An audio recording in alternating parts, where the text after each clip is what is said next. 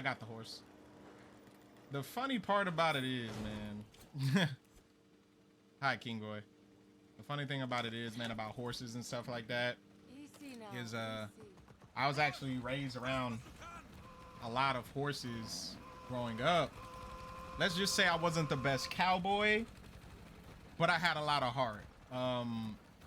I was the type of kid that didn't really like to get on the more sassier, spunkier horses because, you know, they would create problems for you. Because horses are pretty powerful creatures, and they can get a little bit scary at times. So let me tell you this story. So, like I said, as a kid, wasn't the greatest cowboy. So, my dad, I always wanted to be like my dad when it came to like riding horses, breaking horses and stuff like that. And it was so funny, like as I got older, I kind of realized this shit ain't for me. And that shit kind of for the birds. And if my dad's a bird, so be it. But, you know, I love you, Dad. It's all good.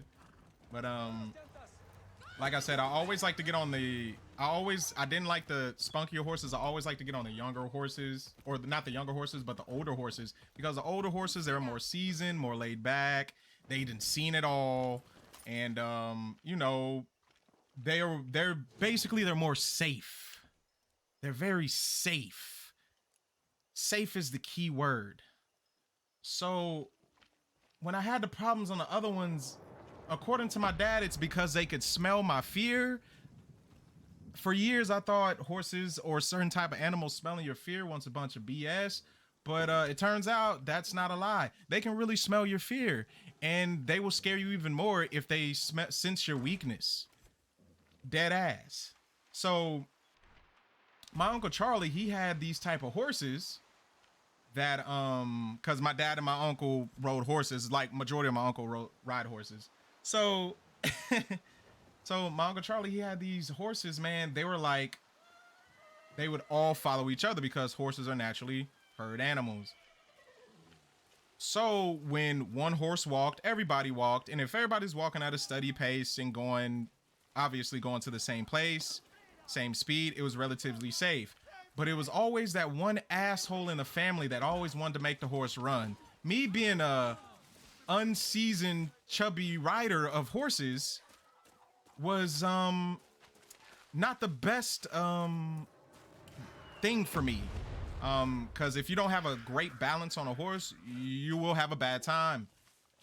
And so they would always run, and I always hated that shit. So there was this one day that we're at the park, right? I was about 9-10 years old. We're there for a birthday party from one of my cousins. And so I was on this horse named Junebug. Pretty gray horse with brown spots. Very unique looking horse. Beautiful. But Junebug, I didn't really like riding Junebug because he always got a damn hump in his back. When a horse gets a hump in his back, that means he's about to buck you off. For any type of reason, he could be having a bad day, or he just doesn't like you. It's just, it is what it is with them, man. They're, like I said, they're dangerous creatures, and they're a bit of an assholes. So, one of those asshole cousins wanted to start running. I didn't want to run, so I pulled the horse back, because you're supposed to pull the horse straight back with the reins. And he was being stubborn, and he would not listen. So he was like, look, man, I want to run with everybody else. You're not going to control me. So me being stubborn, we're both stubborn. I'm like, no, you're going to do what I say. Trying to be as stern as I possibly can. Proceeded to get bucked off the horse because he was like, screw you, I do what I want.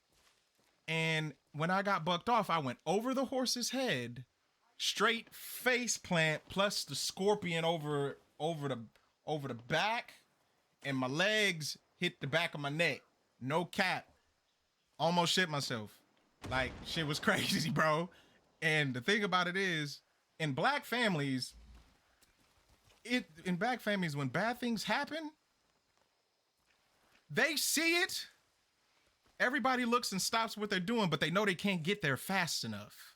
So they just gonna sit there in mid-sentence. They could be having a sentence, and then you'll hear silence just.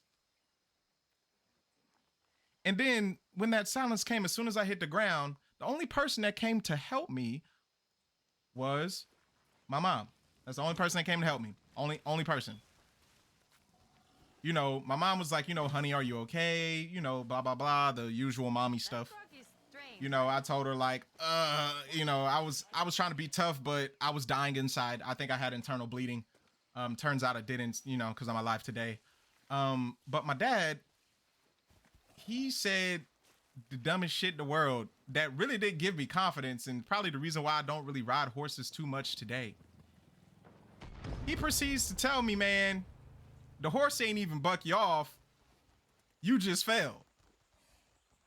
Now, everybody, if I just fell, how did I go over the horse's head and proceed to land on my face with my ankles touching the back of my neck? How did I fall off? Explain that to me. I mean, I love my dad, but that wasn't the smartest thing he could say. That wasn't his best moments. It wasn't really his best moments, but hey, it's all good, man. I forgive him.